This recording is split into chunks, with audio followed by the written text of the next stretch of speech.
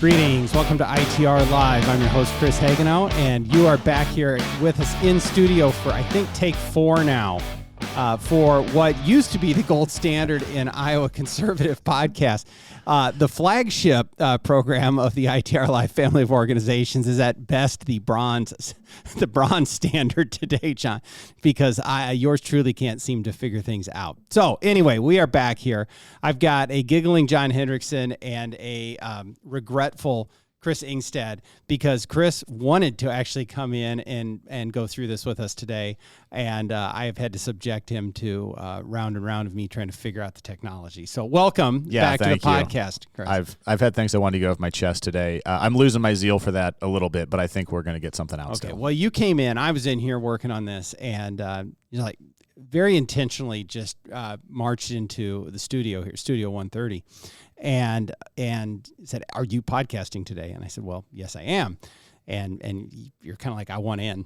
So yeah, there's a few things I'm sick of, Chris. Good. Now yeah. I have a lot to go over today, and I want to get to it all, but because you are sort of asked for the floor. Before we actually get down to like Iowa stuff and sort of like the things that we do here organizationally. Because it all does tie together. I suspect that you have some things to say about the state of affairs in the world and fiscal responsibility at the federal level and the state level and so on and so forth. But what has you fired up today? Two things. Read a headline that the Speaker of the House has the balance of democracy in his hands. And I thought, my goodness, that's a little bit heavy for another one of these budget agreements that we always, run up on here every 6 months or so. But the article actually acknowledged that, no, even if we don't figure out how to fund the federal government for a while, our democracy will not actually fall apart. We'll soldier on. And so I thought, great. But they are saying that Ukraine's democracy rests in our hands, specifically in the hands of our speaker to fund them, because the Ukrainian soldiers are literally running out of bullets in their World War I style trenches. And I don't know if that is exactly true or not over there. War is horrible, and I don't mean to downplay or diminish what the Ukrainian soldiers are going through.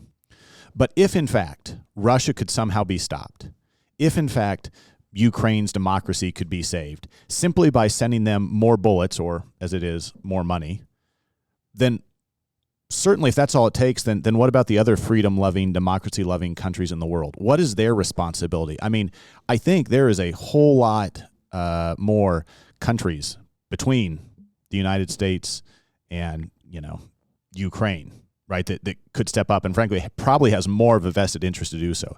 So why is this on the United States to continue to fund? And I'll be honest, the other thing, I know we've talked about this in pre-production meetings before, Ukraine is at the point where they're conscripting 40-year-old fathers. They're basically conscripting John and I to go fight.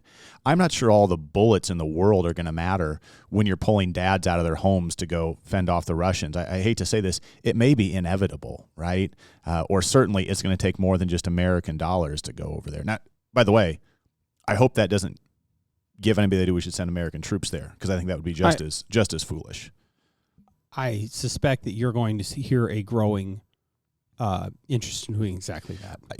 Chris, you and I were talking with a current Army officer a week or two ago, and we asked him about it. And his point is, look, I got 600 guys I'm responsible for. Yeah. There is no way I can, with good conscience, and I'm sure he would. I'm sure he would go where he's ordered to go. But there's no way in good conscience he could support that sort of effort to go over there and get involved in that muck and that mess. John, how excited are you to see the United States of America use our blood and our treasure to fight someone else's war yet again? I think it'd be horrible, and certainly unconstitutional if Congress doesn't authorize it. But that doesn't matter anymore. Constitution thing. Yeah. You know what else is interesting is as somebody who 20 years ago was in favor of our involvement in Iraq and Afghanistan, right? Wall Street Journal talked about weapons of mass destruction, probably just the size of a washing machine. We got to go door to door throughout Iraq to find them, right? A lot of us bought into that. Well, we finally basically got out of there. We haven't learned our lesson. We want to do it again. But I don't remember at that time the calls from the mainstream media saying that George Bush had democracy in his hands, right? There were no calls for the mainstream media was not calling for protecting the democracy, the fledgling democracies of Iraq or Afghanistan. It is so interesting the way the mainstream media will move just based on who's in the White House. This is, but so acknowledging that, why are so many conservatives buying into it? That is my bigger problem. Right. Look, it's the same thing is happening with regard to the border funding package, where Congress, Republicans saying we don't want to do this, it becomes their fault. Joe Biden has the ability to remedy the situation on the border, chooses not to, and so they play the blame game, and we have a complicit media. It is the same thing here with Ukraine, that it is somehow everything rests on Speaker Johnson's shoulders to figure it all out with regard to Ukraine, when I'm not sure it is there to figure out. And John, you and I have talked about this. I still have not got an explanation for where our $60 billion actually goes, because we can provide the ammunition and the technology. I mean, that's all sitting somewhere on a military base. So just pack it up and send it over there, Joe Biden. What's the money for? That's exactly right. I seriously. Yeah. There has been no accounting of the resources we have sent over. If we give $60 billion to Ukraine, it's not like Zelensky goes down to the Walmart Kiev and buys a whole bunch more tanks. Mm-hmm. It doesn't work that way. So what's the money for? Yeah. And keep in mind that this package that the Senate passed and is in the House right now, a lot of that wasn't even for defense. It was actually propping up Zelensky's government, paying U.S. taxpayers paying for Zelensky's government to stay open. Yeah. Well, but Chris raised some important points, and I'll be quick on this. But it just two things. One is we have been subsidizing NATO for decades, and I just saw an article this past weekend where Canada is not going to be able to meet their obligations, and I think this is true for most NATO members. And Uncle Sam has been subsidizing NATO for decades, and they keep on turning the United States to do it. And what's happened is we've subsidized their defense, and so they've built up these lavish welfare states. Yeah. And so does Europe have no equivalent of the Monroe Doctrine? Right. I mean, that's the Monroe Doctrine is probably 200 years old, give or take, John. Yeah. But we were worried about sort of encroachment in our part of the globe. Yeah. Right. We would take action to keep those interests out. Why does Europe, Europe's version of the Monroe Doctrine is when there's some challenge to freedom in Europe, is to look to us for money and manpower and leadership. Yeah. And the other thing is that's scary is I call it the war party. Both parties. It's bipartisan. They want to expand NATO right to the doorstep of Russia. Sweden is getting ready to become a NATO member. They want Ukraine to join. And I think if Ukraine is allowed to join, that's World War III. And I think this is a very dangerous game we're playing. That I saw it framed this way, John. If Ukraine joins NATO, it will not be that Russia decided to attack NATO. If Ukraine joins NATO, that is the act of NATO attacking Russia. Yes, yeah. And I think that's exactly right. And I don't, at risk of sounding like a Russia apologist, which we are not. No. We don't support the war. We don't support Russia through the war. What we support is Europe fighting their own wars. Yes. Not us. Well, even someone as hawkish as John Foster Dulles and Dwight Eisenhower basically said Uncle Sam cannot carry the full weight of NATO forever. Well, and the purpose of NATO was to stop the Soviet Union from going into Western Europe. The Soviet Union does not exist anymore. Right. The other thing that's frustrating with this, at least for me, is the whole border issue. People are slamming President Trump, saying, well, he didn't build the wall. But look at what Mitch McConnell and Paul Ryan did. They obstructed the building of that wall. And Trump had to find ways to go to get funding for what he did. And so, people can blame President Trump for not doing it, but there's people in both parties that want to leave this border open, and they're more concerned about the borders of Ukraine and other countries than they are their own. And that's very frustrating. Are Mitch McConnell and the senators that walked right along with him Yes. to try and give the tools to give this money to Joe Biden, who is not going to go fix the problem, was only looking for a political solution, and yet you handed it to him, and now you're telling the American people that the problem that we can't fix the border is Republican obstructionists in Congress, which is absolutely absurd. Yeah. And I'm sick of the complicit actions of Mitch McConnell and those that go along with him in the United States Senate. That's not how this works. Yeah, you're absolutely right. So, okay. I think we need to transition. Well, good, because some of the same themes apply. In fact, I could just switch out a few of the nouns. The same dynamic is at play in terms of just blaming Republicans on lack of no budget deal or no funding the government, right? But, I mean, goodness, this is like wash, rinse, and repeat. Chris, how many times have we sat here and asked you what it's like to serve in divided government, where you've got to have the give and take and reach an agreement? Now, again, in Iowa, you're actually forced to pass a budget, so you do that. In D.C., you just have to pass another funding agreement or continuing resolution. And I'm not, by the way, I am not defending Speaker Johnson. I'm not defending any member of the House Republican caucus, whether they're more moderate or more, I don't want to say radical, but just that much more conservative. Right. Some of them might be a little foolish, but anyway. But the Democrats pointing to them and saying this is I don't know, it's almost treasonous. One of them said, "Look, it's divided government. Both sides have to figure it out. Nobody's going to like it." And so I don't know what to tell you. Again, this is not a defense of House Republicans. It's hey guys in D.C., figure it out, because frankly, the rest of the country thinks you're all a bunch of jokers. Yep. So get it done, but don't sit and blame the other party, because you're just as complicit in this failure to get a deal as they are. But again, we have a media, the chorus from which is, oh, well, it's divided government. Figure it out means accept the Democrat solution. Yeah. That is the answer. I read about were quotes from Schumer and Manchin and a couple other sort of rank and file Dems. Why, instead of saying, okay, divided government, and if you don't want to shut the government down, you got to pass Chuck Schumer and Joe Biden's bill. Why can't it be, okay, Joe Biden and Chuck Schumer, the congressional Republicans have a 3-member majority. Is it 3 now, John? I think so, yeah. And they probably aren't going to pass much, but they're willing to put a standalone bill on the floor for you. Mm-hmm. You might not get all of your crap that you loaded on in the Senate when probably Mitch McConnell was playing along once again. Why can't it be that we're just not going to get as much out right now because it is truly divided government? Yeah. But the media won't tell you that story because they're already trying to run the Joe Biden reelection playbook, which is not going very well by most accounts so far.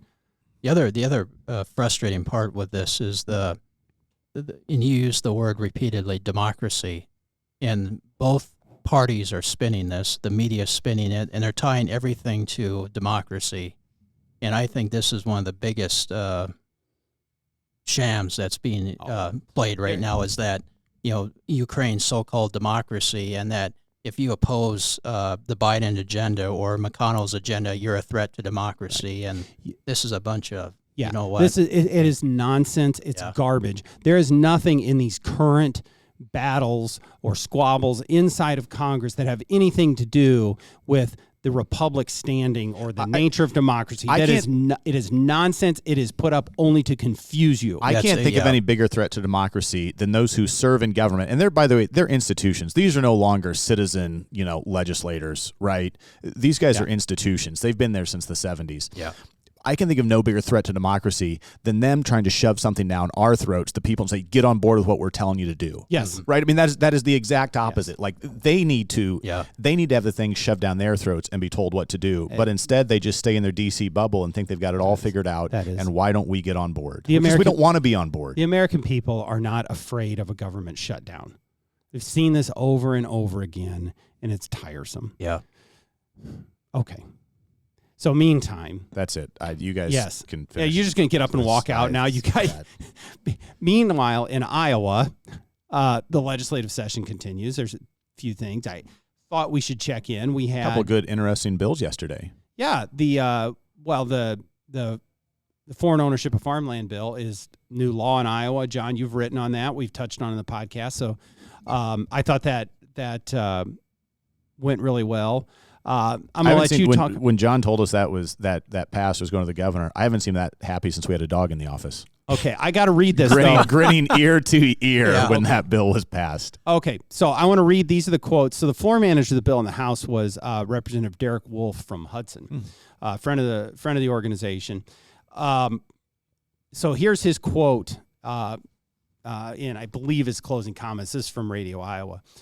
Chinese nationals are buying farmland near military bases. They're looking to steal our intellectual property from our seed and genetic companies. They're trying to steal our livestock practices and advancements learned through generations of agriculturalists. And these are only some of the few things they're doing. They're coming for our way of life, and quite frankly, folks, this needs to end. John. I think he's absolutely right. Okay. And, I mean, there's a lot of people say, well, if you look at what the records show, China owns only a small percent of land. But well, then let's keep it that way. I would say 1 acre is too much. And the thing is, maybe I'm going too far on this, but we have gone so far in eroding our sovereignty and basically putting up everything we have, from big corporations to our land, for foreign sale to the highest bidder. And so I think the representative is spot on. China's playing to win here. Yep. By the way, did that pass unanimously? I make think that so, up? but I'd have to go back and look because it's not in the article that I'm working off of. I do want to give credit here. J.D. Scholten, Democrat state representative from Sioux City, had comments on the floor as well. And this is interesting. I've part of it, he says the average age of a farmer is north of 58 years old. We're going to see the largest amount of farmland transfer in Iowa's history over the next 10 to 15 years, according to Iowa State University. That makes sense. But as that land comes on the market, there's the opportunity to see those transfers. And this isn't, we look for these comparisons sometimes with numbers. Nationally, foreign ownership of American farmland is larger than the equivalent of the entire state of Ohio and growing, just to give you some perspective of what's going on there. And there's been investigations by the federal government that shows that even though they're reporting this, they haven't done a good job. Yeah. So there's probably stuff we don't even know about. And plus the shell companies, who's really behind some of these shell companies that are so-called owners. I agree. So it's great. I'm glad to see that get done. And it's encouraging to see our legislature doing what they can inside some of these issues. And absolutely. And that's great. Let's give, I think it was unanimous, Chris. If it wasn't, and it's just a partisan vote, then. Well, it wasn't.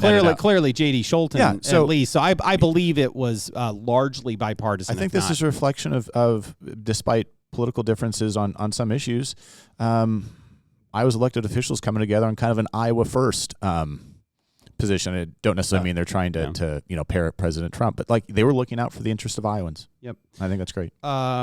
Exciting news.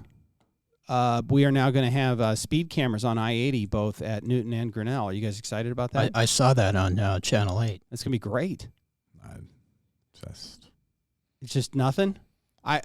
Okay. I tend to go the speed limit, so I'm not too worried. Yeah, you do. You guys. Okay, as someone that doesn't over here, I think it's absurd. I hate them, and I think it's nothing more than an ATM for these communities to stick it up out on I-80. And spare me the details about how the Highway Patrol is calling you to come out and respond to accidents out or whatever issues out on the interstate. Stop. This is nothing more than a cash grab, and they're going to keep doing it. And here's the other thing. You watch. Here's where I'm going to tie this together.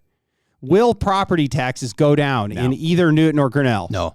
Now, I'm not saying that they should put the traffic cameras out there as their way to try and buy down property taxes, because that's really bad governance. But I guarantee you they will find a way to spend every dime. Well, it's just like when they vote on these 1-cent deals, and they say, well, half's going to go to road repair, the other half is property tax relief, and nothing ever changes. And then they'll try and spin it where, well, we're going to use this to fund our EMS and our police services. Yeah. Well, that money's all fungible. It just means they don't have to fund it out of their regular property tax payments. Yeah. And then watch, they're going to have, they're all kinds of new renovations to their, facilities. And it's just, it's obnoxious. And the legislature needs to step in. And I have a long, proud record of being pretty strident on this issue, but the legislature has to act. Mm-hmm. We cannot just have every community across the state of Iowa putting up cameras wherever they want. Yeah. That is not sustainable. Yes. So figure it out, set the ground rules. I think they should just get rid of them, but set the ground rules and quit monkeying around with tying it to bills on window tint or hands-free or whatever, and just deal with the issue straight up. It's time. Okay. Gosh, a lot going on. Chris, did I get your issue? It was Ukraine, and then it was the hand-wringing over the budget deal. And okay. Well, I know you had some other stuff you wanted to talk about. John, you mentioned this Wallet Hub article about property tax burden. Where did Iowa rank, John? Let's see if you've got your talking points down yet. The bottom 10. Is that right? Yeah. Did I finally get it right? Yeah, you like to say the top 10 Yes, worst, the and top I think 10 it's confusing. worst, Yeah, bottom 10. Yeah. Bottom 10. Again. I'm not familiar with Wallet Hub. They put out these rankings periodically. I think Wallet Hub is they've maybe named us the best place to retire from time to time, or our fastest recovery from COVID. They dive in, they grab data, and they provide national rankings. It's a prominent website that's I think it's we're legit. They try to use real 42 on their ranking. Yep. And it just further evidence. I mean, the Tax Foundation has put us in the bottom 10. Yeah. We're bunched in with Nebraska and Wisconsin. Okay, but then Texas is really high on there, which is an interesting one. But they have shouldered a lot of their services off property taxes. But then the other states behind us probably wouldn't surprise many folks, with it being New York, Vermont, New Hampshire, Connecticut, Illinois, and New Jersey. So we're down there with some of those states. That's not a good look. Here's the number. The effective real estate tax rate, and we've sort of talked on this before, is 1.49%. That means that you are paying that percentage every year to live in your own home. That's not how they charge property taxes. Understood. But you do a little bit of math, and you come out to an effective rate at 1.5%. Yep. That if you live in a, $100,000 house, you're going to pay $1,500. Yeah, $1,500 a year to live in the property that you own. That's a lot of money. And I come back to, at what point do you no longer own it and you're only leasing it from the state? Chris, Sarah had an interesting point. She spent some time with some folks that just from frankly more difficult financial situations, and they're so happy that they're moving ahead. Some of these folks literally are off the streets, right? They've gotten cleaned up, they've gotten on the right track, whatever it is, and they're off and going, and their rent, because of a reflection of property taxes, right? The landlord has no choice but to turn around and sort of pass those increased property taxes on. The rent gets too affordable, and these folks get, so it's not just we don't even own our own homes. It's we can't even afford our leases anymore because those property taxes keep going up and up and up. Yep. And there's no margin for it today. I mean, think about your grocery bill, your gas bill, your everything else, the expense, the affordability. Like, government, quit taking so much. Yep. And I want to get Sarah next time she's in to talk about her experiences, because I think she tells a really good story, and it's a reminder for us in the policy world that we don't just deal in abstractions, and that it's not, even though it's important to lower our collective tax burden because it's better for us economically. Yes, all of that. But these things do impact every Iowan at a real level, and it has a real impact on how people live their lives. And so we've got to keep that in mind going forward. But it is paying 1.49% of your home value every year is just simply too much. It needs to come down. We need to keep working on it. And I think what gets me fired up is that this chorus continues especially it seems from counties lately, on as they go through their budget cycles right now. And they are lashing out at legislators, I see them lashing out at just the simple idea of rollback. They are trying to point the finger wherever they can at the fact that they have to make budget cuts. And they lose sight of the fact that Iowans don't want to pay this. They are overtaxed on their property taxes, and they cannot see it. Their entire paradigm on this is their local budget and what it means for them. And we've heard from many legislators that are getting sick and tired of being lectured by their local government because they voted for a property tax relief bill that passed with only one dissenting vote in the Iowa House, because the legislature gets it. They get how upset Iowans are. Because they go door to door and they hear it. They hear it. And it is, I do not understand the indignity with which some of these local government people continue to try and blame and lecture at those dastardly legislators of both parties that stood up for their citizens when their local government wouldn't do it anymore. And one thing, too, I think is important to keep in mind is that, these local governments are complaining about cuts, but really what the legislature did was limit their growth. And so, again, I've always said that it's only in government where you slow the growth of spending, it's seen as a cut. And so I don't believe these are really cuts. It's just that they're not growing as fast as they want to be. I read one, John. I read one from a county that was being very vocal about implementing this. And do you know what the lead thing they were talking? I mean, they were going to do some across the board. I think I do, but I'll let you have it. They were going to cut COVID era programs.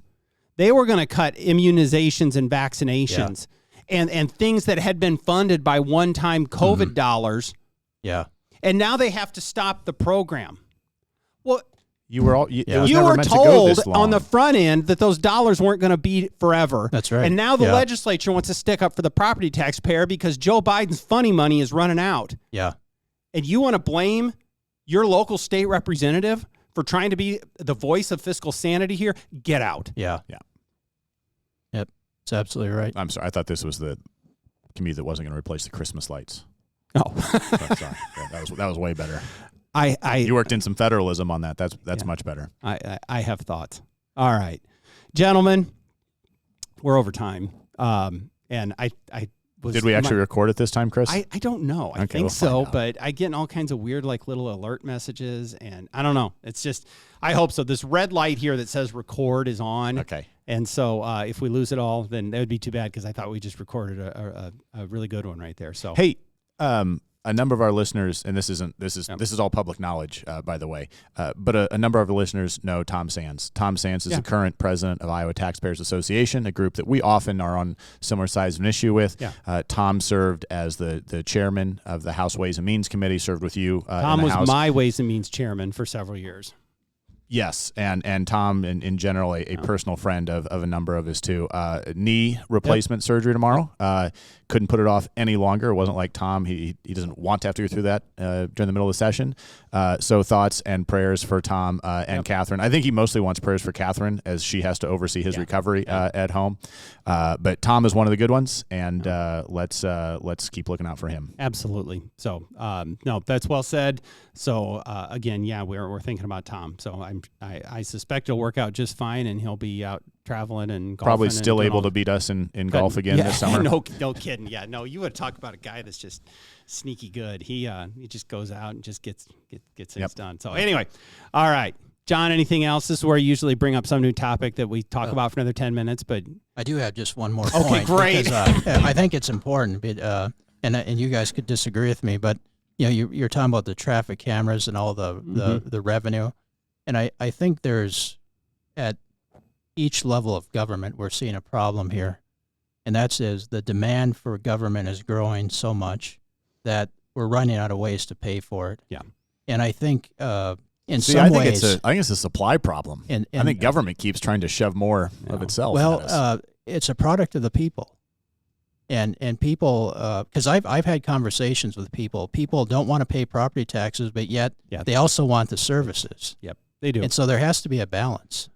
I think this is one good thing that states like Iowa has done, Governor Reynolds has done, and some other governors that have actually started to rein in government and reform government, and the Iowa locals have to do the same thing, because you cannot keep on doing this, because otherwise you're gonna have a disaster. Because one thing about property taxes, it's not just not being able to afford your home, but also if you want to see rural growth in rural Iowa, get the property tax burned down so businesses can come back.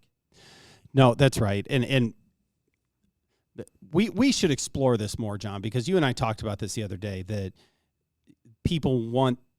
They're sick of their property taxes, but they want the services too. Yeah, and that those are in conflict. However, I'm confident that there is plenty of opportunities for local governments to find efficiencies. Oh, absolutely, and to set the priorities. Yeah, because as much as the people of Iowa continue to want the services, I don't think they want that whole range of them. Mm-hmm. Maybe we can do without the welcome signs, or the public art, or the universal basic income. I think there's opportunities that we could say, you know what, we're not going to do that right now. Mm-hmm. We're just going to fix the roads, and make sure that the park is mowed. I think most Iowans are like, yeah, that makes sense to me. Yeah. So it's about the reasonableness of it. Yeah, I was talking about Elon Musk and Twitter and how he laid off something like 80% of the Twitter employees, and everyone thought that the whole platform would melt down. Nope, they just went right on ahead. Mm-hmm. Come to find out, they really weren't needed. I suspect that that's the case in government as well. Yeah. That yes, it costs a lot of money for roads and bridges. We get it. I suspect there's a fair number of things happening inside of government at every level.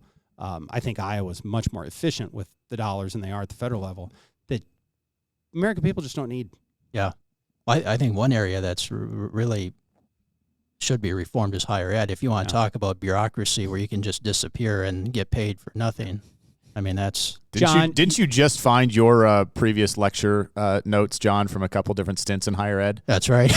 Okay. Well. John, just saying that makes you an anti-intellectual, troglodyte for suggesting that maybe we shouldn't... You should see the emails I've gotten from people that have not only called me a racist and a bigot, but also anti-intellectual for my civic education article. You're an anti-education, anti-intellectual for wanting better education. Yeah. Okay, got it. Just so folks understand, John has been served as at least as an adjunct professor at least three different universities, 3 different colleges. John has a master's degree, and he's completed PhD courses. To somehow paint John as anti-intellectual, anti-education cannot be further from the truth. They just don't like him because they disagree with him. Yep. Just. Right. Let's lay out John's credentials for everybody before they start casting stones. That's all. Well, John, your voice is being heard much more than many of those intellectuals are in the cathedrals of higher education. So you should. Thanks to the ITR Live podcast. We've got you a much better platform going now. So it's all good. The gold standard. The gold standard. Well, I don't know. I thought it was a good episode, but I think we got a ways to go to get back. We might be on the fiat system at this point here, but anyway. Okay. Well, it is time to say goodbye. I want to remind everyone of ITR NFIB Tax Day coming up on March 20th. You can find a registration link on our website. We would love to see you there. Lunch is on us. We're going to have Grover Norquist from Americans for Tax Reform, State Senator Dan Dawson, and State Representative Bobby Kaufman, the chairman of the 2 Ways and Means committees, talking about what's going on with tax policy. It's going to be a great event at the downtown Hilton. So at noon, lunch, March 20th. But get registered today. And that's all we have for you. So thanks for joining us. Don't forget to like and subscribe. Don't forget to tell your friends. And we will see you next time on ITR Live.